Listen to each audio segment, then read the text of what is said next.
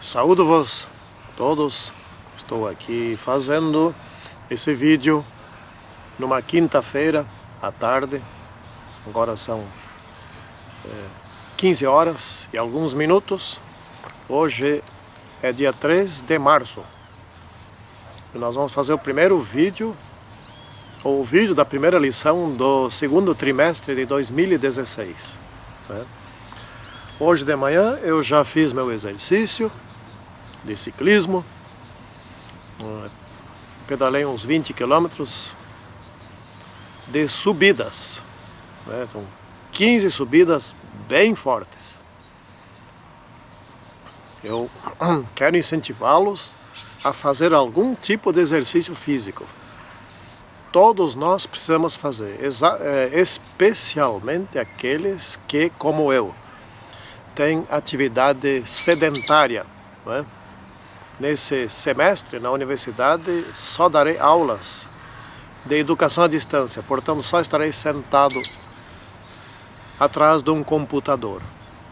Nem em pé fico. Né? Então, se não fizer nada, com a idade que eu tenho de 65 anos, bem logo estarei com problemas mais graves do que alguns que já tenho. E também isso contribui muito para a clareza da mente, né? Para que nós tenhamos circulação sanguínea boa, tenhamos um coração forte, um sistema digestivo que funcione bem, enfim, todo o organismo, ou em outras palavras, todo o templo do Espírito Santo funcionará muito melhor. Pois bem, nessa lição aqui, nós vamos estudar a respeito do Evangelho de Mateus, né? E a primeira lição aqui é sobre o filho de Davi. Então vamos fazer nossa oração para que possamos ter a guia do Espírito Santo. Santíssimo Senhor Deus, te pedimos que tu envies o teu Espírito sobre nós todos, para que possamos ter um bom proveito do estudo da lição, desta primeira lição do segundo trimestre. Em nome do Senhor Jesus Cristo. Amém. Ok, aqui Mateus 1, versículo 21 diz: Ele salvará o seu povo dos pecados deles. Né? A história de Jesus é muito interessante. Ela é uma história única, exclusiva, porque Jesus é Deus, porém se tornou um ser humano. Nasceu aqui na Terra, viveu como ser humano e morreu como ser humano. Nesse meio tempo, Jesus Deus não deixou de existir, porque Ele, como Deus, não morre, né? Não se torna mortal. Então esse foi um tempo em que o Deus, Filho de Deus, eram duas pessoas. Né? Já estudamos bastante sobre isso em lições anteriores. Para mim isso ficou bastante claro, né? E falta ainda, eu quero estudar ainda essa parte aqui, como que o Jesus humano se reintegrou com o Jesus divino que nunca deixou de existir. Esse é um assunto que eu ainda não entendo bem. Se alguém ouvir e tiver informações sobre isso, me ajuda. Eu não sou pastor. Eu recebo muitos e-mails, pastor Sigberto, não sei de onde tiram essa ideia. Eu não sou pastor, não sou professor de teologia também, já escrevi sobre isso que eu não sou. Sou professor de administração de empresas, numa universidade secular. Sou um irmão, membro, leigo, como a maioria dos que me assistem aqui. Pois bem, ele nasceu, essa aqui é a parte mais linda de toda a história da Bíblia. Ele nasceu para salvar aqueles que ele havia criado salvos. Criado salvos é um pouco redundante, mas é exatamente o que eu queria dizer. Quando Jesus Cristo criou Adão e Eva, eles não eram mortais, né? Ele os criou numa condição de vida eterna.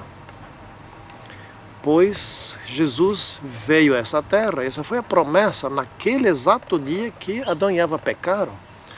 Ele veio a essa terra para lutar como ser humano com o demônio que não era ser humano, mas que era muitas e muitas vezes superior a um ser humano. E restabelecer o reino aqui na Terra. Sobre essa questão do reino aqui na Terra, nós vamos estudar melhor na parte de quinta-feira. Tem algumas coisas bem interessantes, né?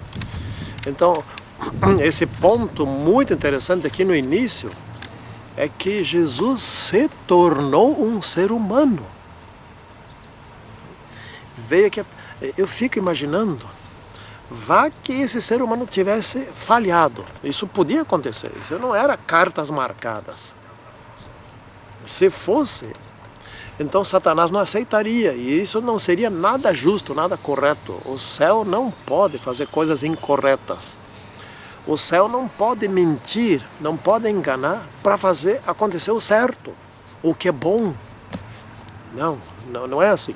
O céu não pode trabalhar como o Rabi trabalhou. Rabi mentiu para alcançar um resultado bom. Rabi é Rabi, mas Deus é Deus.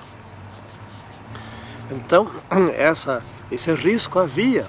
E Satanás sabia disso e estava querendo fazer com que Jesus falhasse. Agora passou tudo. O risco já passou, tudo passou. E ele não falhou. Ponto final. Isso é uma beleza. Essa é a melhor notícia que nós já podemos, que nós já tivemos, né?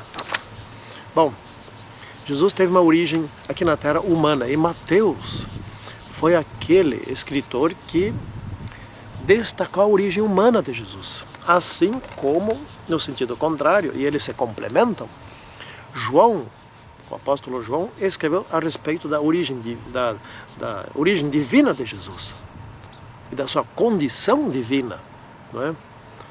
Então Mateus, ele apresenta um Cristo humano, João um Cristo divino.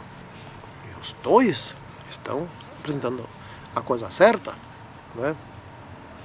Eles relatam fatos corretos, são complementares. Bom, a origem humana do Salvador, dos humanos, né? Esse é o ponto muito interessante. Ele tem que ser Deus para nos salvar e ao mesmo tempo também tem que ser homem. Por que ser Deus? Para ter o poder da transformação, da salvação, o poder da criação que ele tem. Mas por que ser homem? Para vir aqui ser testado na lei de Deus como homem e não como Deus. Não tinha que ter as duas coisas. Deus ele sempre foi, não precisava vir a ser Deus. Mas homem ele nunca foi, então ele se tornou homem, né?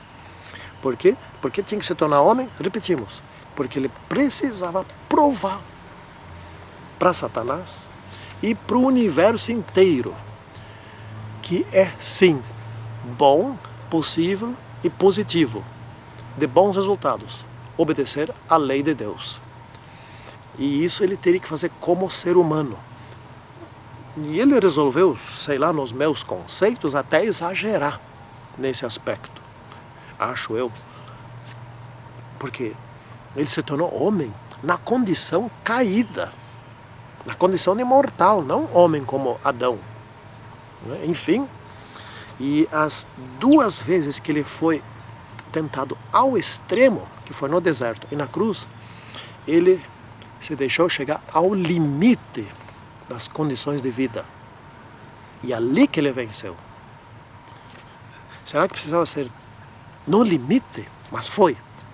Então ninguém, já que foi, ninguém pode argumentar qualquer coisa, nem hoje, nem amanhã, nem nunca, no futuro eterno. Isso que Satanás está argumentando. Que a lei de Deus não é justa, que a lei de Deus é impossível de ser aguardada, que não precisa da lei de Deus, etc. Tal, todos os argumentos dele caem por terra. Porque Jesus foi bom, fez o bem, viveu como um ser bom e foi tentado quanto às questões da lei no limite da vida. Esse é o ponto brilhante dessa história toda, não é? Então vamos ver um pouquinho a respeito da linhagem de Jesus Cristo. Essa é uma linhagem, aqui eu quero destacar um ponto, né, que está aqui em algum lugar, eu acho que está mais adiante aqui, na Bíblia, está na parte de quarta-feira. Então vamos acrescentar a parte de quarta-feira agora aqui na parte segunda. A Bíblia não é um livro massageador, não é um livro que esconde os fatos. Nós, seres humanos, temos o péssimo costume de só mostrar as coisas boas, né? Essa é uma ética que nós temos, uma ética errada, porque ela é falsa. Ela é falsa. Quantas vezes a gente assiste no noticiário uma pessoa que foi morta lá, etc e tal, aí vem os pais, os parentes, os amigos, etc. Ah, ele era tão bom, todos eles são bons. Mas não é assim. Nós sabemos que não é assim. Foi morto, pode não ter criado as condições para ser morto, isso provavelmente é correto. Mas se fôssemos realistas, diríamos um pouco diferente, né? Ele era uma boa pessoa, certo? Tinha suas falhas, assim por aqui, assim, etc e tal. Assim é a Bíblia. A Bíblia é realista. Portanto, a Bíblia é confiável. É por isso, né? A Bíblia apresenta um Davi, por exemplo, que falhou com Batseba, mandou matar o marido dela para ficar com ela, etc. Tal, né? A Bíblia apresenta um Salomão que casou com mulher demais, né? Teve casado com uma. Casou com 699, a mais do que devia ter, mais ainda as 300 concubinas, etc. Enfim, casou com 990, se envolveu com 999 mulheres a mais do que ele devia ter se envolvido. Então essa é a Bíblia. Logo a Bíblia apresenta a genealogia de Jesus do modo realista, né? Vamos lá ver alguns fatos, por exemplo, que estão aqui. Começa já com Abraão. Abraão se envolveu com Agar, não devia ter feito isso, né? Agar não era sua esposa, a sua esposa era Sara, e havia uma promessa, espera, né? E depois Abraão mentiu também contra a sua esposa, não, é minha irmã, era a irmã dele, mas também era a esposa dele. Então ele falou uma meia verdade, que também é uma meia mentira, né? E assim vai vir depois Jacó. Jacó era um mentiroso e um enganador, né? Esse era Jacó. E daí Judá, a genealogia passou por Judá, mas Judá participou do planejamento da venda de José, né? E não fez nada. Para Rubem, que tentou evitar, né? Mas Judá não fez nada para evitar a venda de José. E ainda Judá se envolveu com uma mulher que achava que era prostituta, portanto ele, no seu pensamento, estava com uma prostituta e no fim era sua nora, a Tamar, e teve um par de gêmeos, né, com essa mulher. E um desses gêmeos chamou-se Pérez, e esse Pérez passou a fazer parte da genealogia de Jesus. Mas Tamar também, e o tal do Judá também, né? Depois veio o tal do Salmão, não Salomão, Salmão, né? Que casou, Salmão era uma boa pessoa, que casou com Raabe, né? A Raabe era uma prostituta e uma mentirosa. Ela veio na cidade de cultura de mentirosos, de idólatras. E ela era lá uma prostituta e morava num lugar privilegiado, em cima do muro, né? Etc. Essa história de Raabe é fantástica. Mas por que salvaram Raabe? A senhora White explica isso com facilidade. Ela percebeu, ela entendeu como foi a história dos israelitas desde a saída do Egito e percebeu que eles tinham um Deus diferente, um Deus poderoso, etc. E tal, e tinha vontade de participar desse povo e de fazer as mudanças que tivesse que fazer para participar desse povo, né?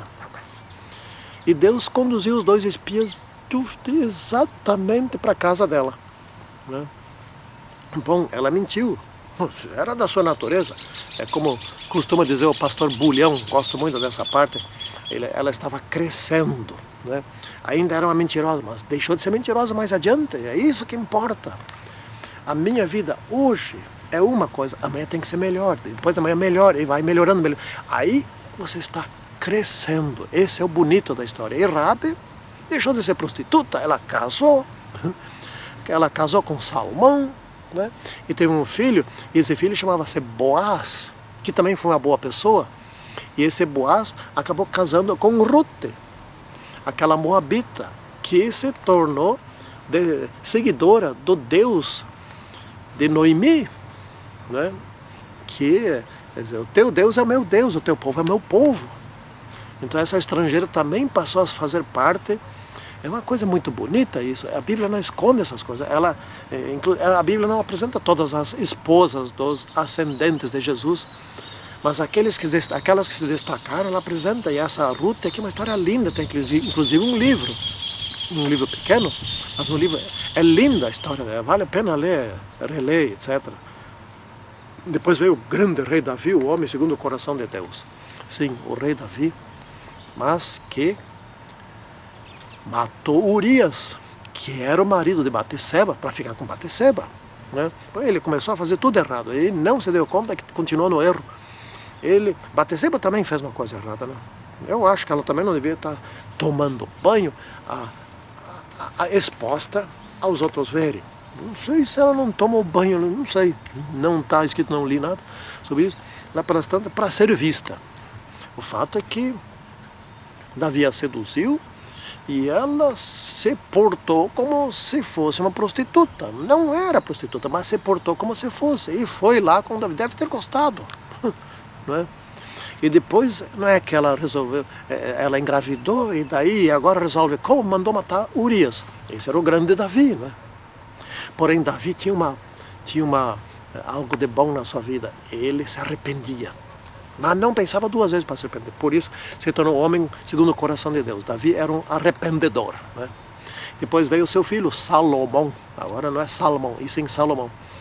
Porque, eu falei antes sobre Salomão, eu acho que fiz uma confusão aqui. Esse Salomão agora, que casou com 1000, na verdade casou com 700, mais 300 concubinas, né? Aquilo que eu falei antes é o que se refere agora a Salomão, né? O segundo rei, né? E que foi inclusive se tornou idólatra ainda por cima, né? Agora está caindo um chuvisco aqui, mas eu vou em frente. Vocês vão me ver talvez molhando um pouquinho, mas dá um chuvisco fraco. Bom, depois teve uma sucessão de maus reis e de bons reis. Ó, parou o chuvisco. Maus reis e finalmente chegou ao rei, que não era rei e que era meramente um carpinteiro, José. Atentem bem. Se os israelitas não tivessem sido tão rebeldes, como estudamos no trimestre passado, rebeldes, a sucessão de reis teria continuado e José, que se casou com Maria, seria não um carpinteiro, mas sim um rei. Não é? É lógico, isso é lógico. E Jesus teria nascido não numa estrebaria, e sim num palácio. A profecia a respeito do nascimento de Jesus teria sido diferente. Não é? Não teria havido ali o Herodes, etc. Teria sido completamente diferente. Aliás, a história da humanidade também poderia ter sido completamente diferente se Adão e Eva não tivessem pecado. Não é? Seria bem diferente. Então aqui também tudo seria diferente. Mas, enfim, por causa da dureza dos corações, da rebeldia repetitiva do povo de Deus, eis que depois de Nabucodonosor não tiveram mais rei. E eis que a família real empobreceu, e aquele que foi o pai adotivo de Jesus, e a mãe adotiva de Jesus, o pai adotivo de Jesus era o quê? Carpinteiro. Carpinteiro. Tão baixo chegou o nível da família real. Bom, então nós estamos aqui estudando a respeito de Jesus Cristo, as suas origens, né? Davi, ele foi o primeiro rei do trono na terra. Cristo foi o último rei, mas não mais do trono na terra. Se José, o pai adotivo de Cristo, tivesse sido rei, não teria problema algum, porque Jesus teria vindo não para instalar um trono aqui na terra, independente da história do que tivesse acontecido, Jesus teria vindo com o mesmo propósito, de salvar a humanidade e de estabelecer um trono, não na terra, e sim no céu. Eles queriam tanto que Jesus estabelecesse o seu trono aqui na terra. Por quê? Porque não tinha mais trono. Mas, independente, falei antes, né? Independente de ter Nabucodonosor destruído o reinado, ou não destruído, Jesus viria com o mesmo propósito de estabelecer o trono no céu, de vencer Satanás aqui na terra e estabelecer seu reino no céu, né? Ele veio para salvar a sua própria família, que somos todos nós. Jesus honrou o pai e a mãe, o quinto mandamento: honra teu pai e tua mãe. Ele veio salvar José, veio salvar Maria, veio salvar todos os seus ascendentes, até Abraão e antes de Abraão. E ele disse: todos os que participam deste povo se tornam filhos de Abraão, né? Então todos nós fazemos parte da família de Jesus Cristo. Ele veio salvar a sua família aqui na terra, né? E assim, Jesus segue e obedece os mandamentos, né? Ele veio salvar seus pais, seus irmãos, nós, né? E assim por diante, né? Portanto, nós estamos aqui num estudo muito, muito lindo, muito bonito a respeito de Jesus Cristo. E aqui já vamos concluindo. Eu estava dizendo antes, José seria rei, não carpinteiro, se eles não tivessem sido de cabeça tão dura. E Jesus teria nascido num palácio, não numa estrebaria. Então aqui tem mais um pensamento muito importante e interessante. Herodes não existiria lá, não teria, o Império Romano não teria poder sobre aquela. Deus não permitiria que aqueles impérios anteriores, né, Nabucodonosor, Grécia, Medo-Pérsia, o Medo-Pérsia, Grécia e o Império Romano, dominassem sobre aquela região. Mas permitiu, porque as cabeças eram muito duras, né? E quem eles esperavam? Com isso eu concluo. Quem eles esperavam? Esperavam um rei vindo de um palácio. Mas não tinha mais palácio, a não ser em Herodes. O Herodes não era um rei dos judeus, ele era um incrustado, um servo de Roma, subalterno de Roma, né? Esperava que nascesse um rei para libertá-lo daquilo que os seus antepassados aprontaram como cabeças duras, como rebeldes, não é? Porém, Jesus teria vindo de qualquer maneira como rei, como ele veio, independente se fosse pobre, tão super pobre, nascendo numa estrebaria, vivendo como um menino pobre dos mais pobres, trabalhando como carpinteiro e depois vivendo na pobreza, levando o seu ministério a todo mundo. Ele não teve vergonha disso, não é? Mas um detalhe bem importante: ele não veio aqui na terra para restabelecer o reino que os israelitas perderam para Nabucodonosor. Não, isso não veio. Ele veio para reconquistar a terra que Adão e Eva perderam. O príncipe desse mundo não era ele, era Satanás. E na medida que ele vencesse o príncipe desse mundo, ele restabeleceria o reino, não de Israel, só daquela região, e sim sobre todo o planeta. Essa é a grande questão, né?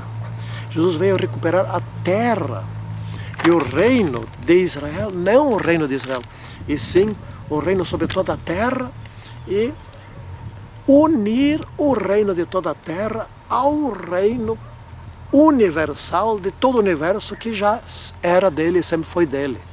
Ele veio recuperar esse planeta ao seu reino, não recuperar uma faixa de terra desse planeta. É isso que ele veio fazer. Isso ele faria quer fosse José rei, ou quer fosse José o que ele era, carpinteiro. As profecias, se José fosse rei, seriam bem diferentes, é lógico. Mas as profecias já sabiam, Deus já sabia como seria, então profetizou como iria acontecer e como de fato aconteceu. Oxalá que nós, e inclusive da maneira como aconteceu, nos diz que Jesus é realmente humilde, né?